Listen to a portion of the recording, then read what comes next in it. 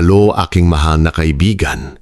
Kung nagising ka ngayon na puno ng pag-aalinlangan, pag-aalala o takot, ang sandaling ito ay para sa iyo. Oras na para huminto, huminga at tandaan na hindi ka nag-iisa. Ang buhay ay maaring maging hamon, pressure sa trabaho, masalimuot na relasyon, uncertainty about the future. Minsan parang nagugulo ang lahat. Ngulit mayroong isang makapangyarihang pangako na maaring magbago sa iyong umaga, sa iyong linggo, sa iyong buong buhay. Ito ay nasa Awit 46, versikulo 1. Ang Diyos ay ating kanlungan at kalakasan. Isang laging saklolo sa kabagabagan. Isang pahayag na kasing tanda ng panahon, ngunit kasing kabilis ng tibok ng iyong puso ngayon. Ngayon ay sama-sama tayong mananalangin na humihiling sa banal na pangakong ito. Isang panalangin ng kanlungan, proteksyon at lakas, maganda upang irinuwa ang iyong kaluluwa.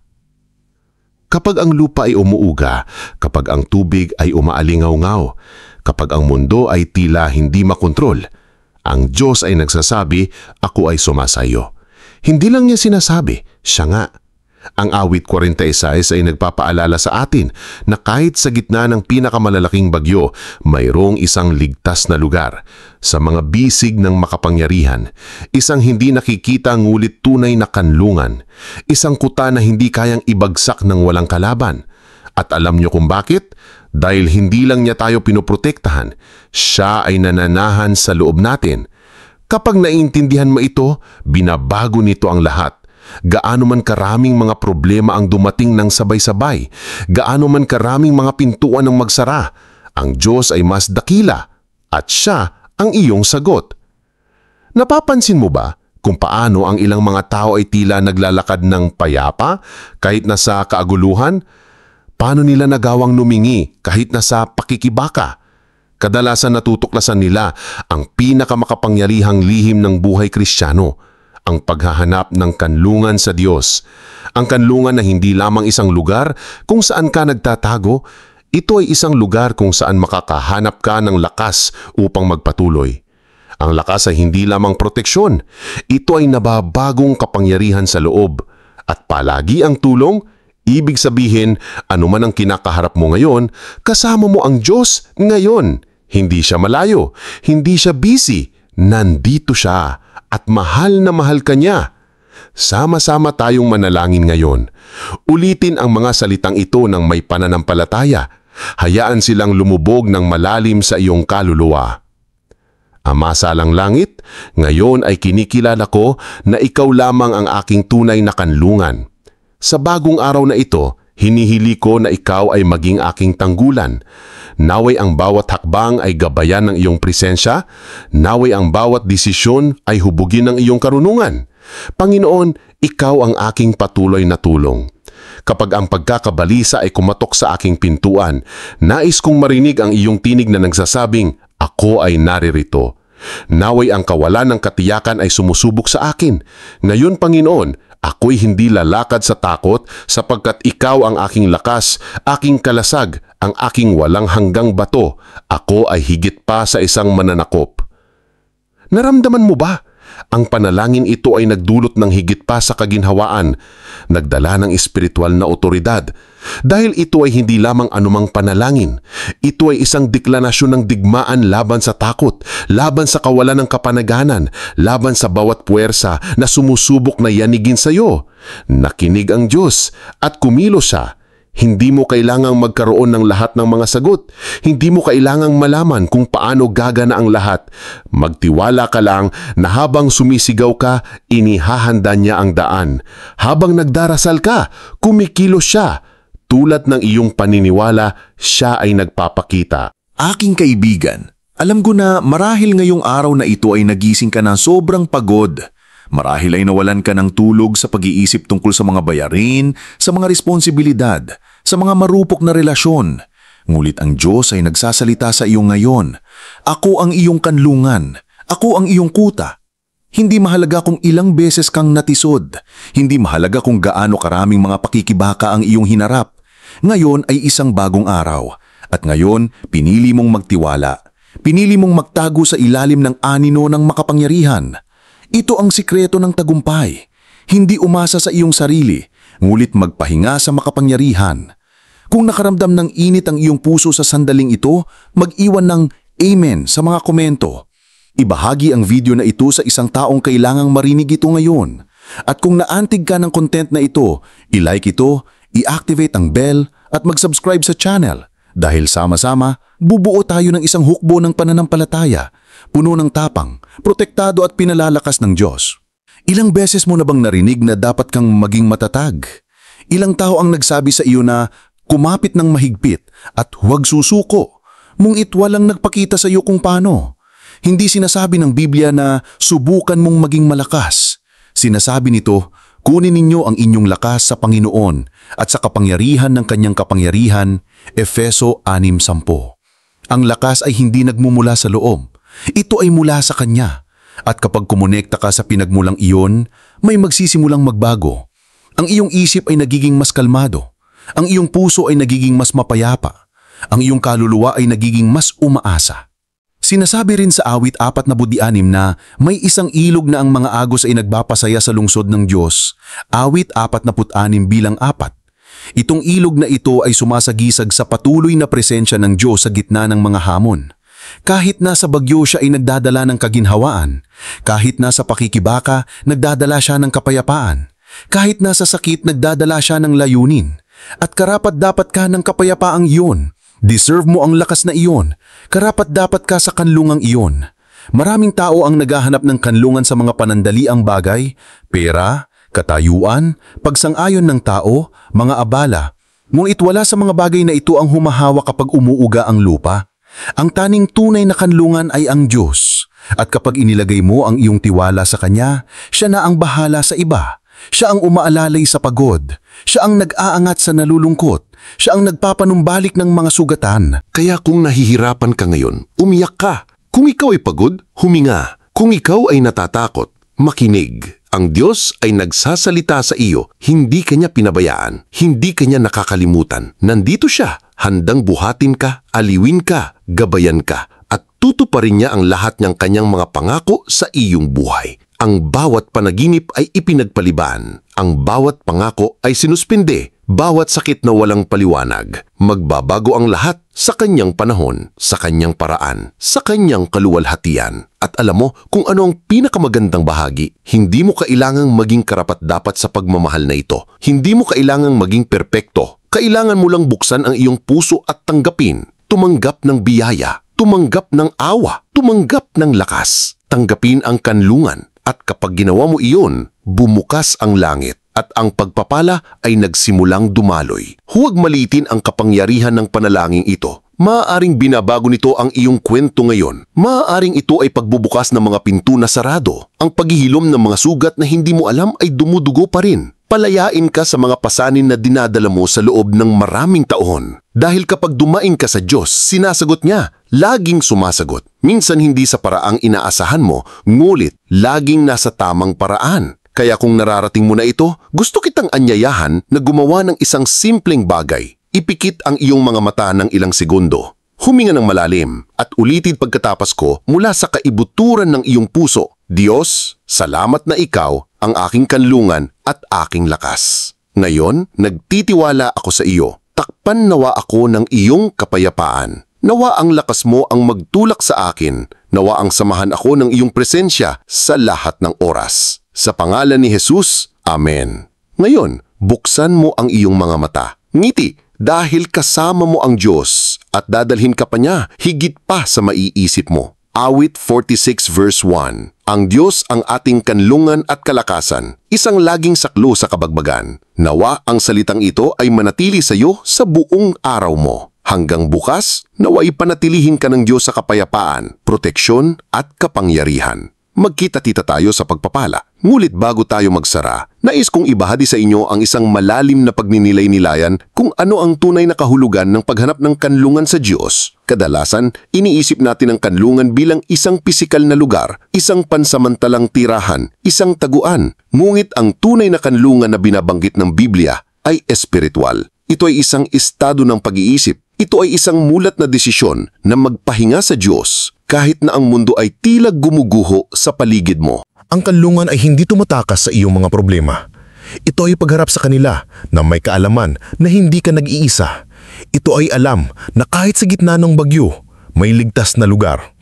Isang lugar kung saan maaari kang huminga ng malalim at marinig ang tinig ng Diyos na nagsasabing, "Anak ko, narito ako.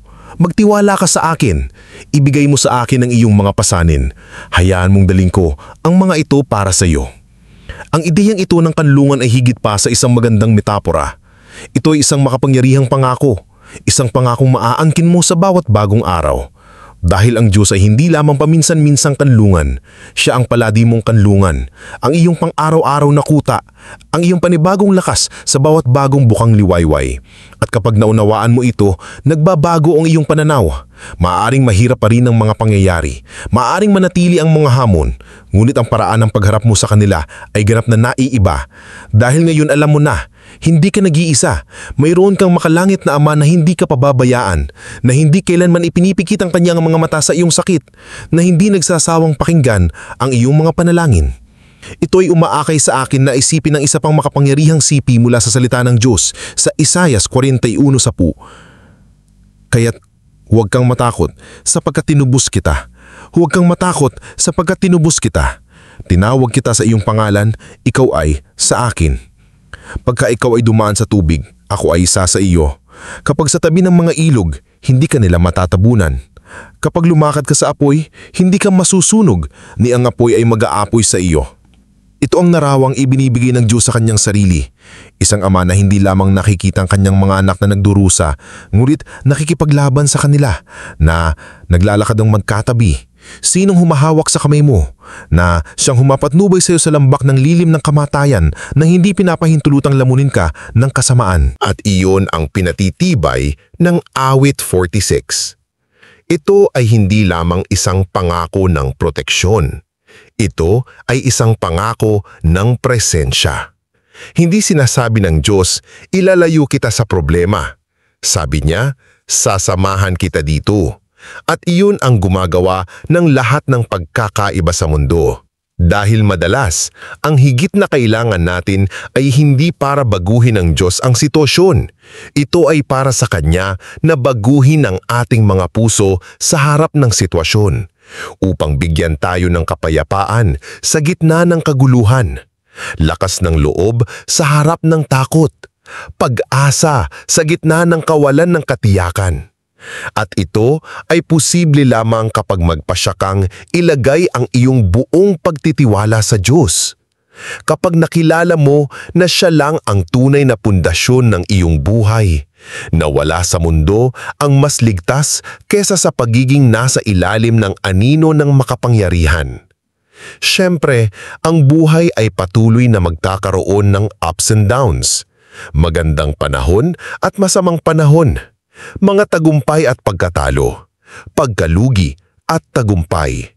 Ngunit sa Diyos, hindi ka mawawala. Hindi ka kailanman pinabayaan. Hindi ka nag-iisa. Siya ang iyong kanlungan. Siya ang iyong kuta. Siya ang iyong laging katuwang sa kahirapan. At kahit na hindi mo nararamdaman ang kanyang presensya, nariyaan ito. Dahil ang Diyos ay hindi umaasa sa iyong nararamdaman para makasama ka. Siya ay kasama mo dahil Siya ay nagpasya na maging, dahil mahal ka Niya. Iyan ang kagandahan ng Ebanghelyo. Hindi natin kailangang makuha ang presensya ng Diyos. Hindi natin kailangang patunayan ng ating sarili na karapat-dapat. Hindi natin kailangang maging perpekto. Kailangan lang natin maniwala. Maniwala na Siyang ay umiiral. Maniwala ka na mahal ka Niya. Maniwala ka na dinirinig Niya ang iyong mga panalangin. At maniwala na tutukarin Niya ang bawat pangako na Kanyang ginawa. At isa sa mga pangakong iyon ay ito. Siya ang iyong kanlungan. Ano man ang kinakaharap mo ngayon, isang krisis sa pananalapi, isang sakit, isang nasirang relasyon, isang masakit na pagkawala, isang tahimik na depresyon, ang Diyos ay kasama mo at Siya ang iyong sagot. Kaya't huwag hayaang linlangin ka ng kalaban.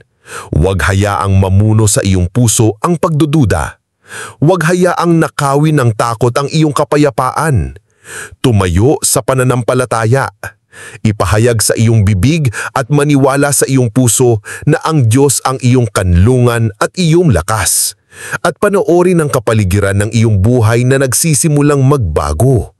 Dahil may kapangyarihan ang salita ng Diyos. Ito ay may otoridad. Ito ay may buhay. At kapag sumigaw ka sa Diyos ng may pananampalataya, sumasagot siya. Siya ay naglilipat ng mga bundok. Binubuksan niya ang mga ilog sa disyerto. Ibinabalik niya ang nawala. Binabago niya ang luma. Binabago niya ang nasira. Binabago niya ang nakaapay. At siya ay nagbibigay ng lakas sa mga mahihina at anuman ang iyong kinakaharap ngayon, ang Diyos ay nakalingungan ng awit 46. Diyos ay nasa ilalim ng kuberto. Siya ay magiging parang immune system na tumitigil sa impeksyon.